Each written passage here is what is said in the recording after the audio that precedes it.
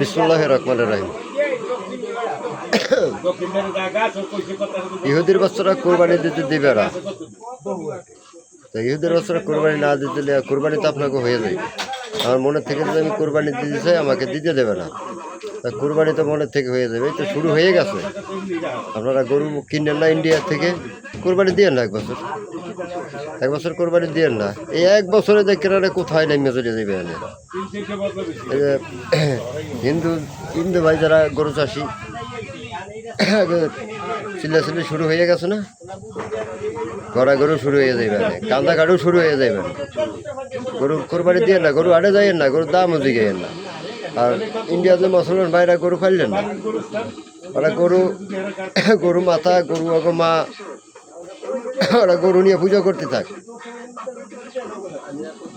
তো দেখেন যে অবস্থা কি হয়ে যায়। হিন্দুরাই পারবে আনে গরু না বেচতে। আমি তো আগেই কইছিলাম যে এবছর গরু কিনেন না, খেলা জমে যাইবে আনে।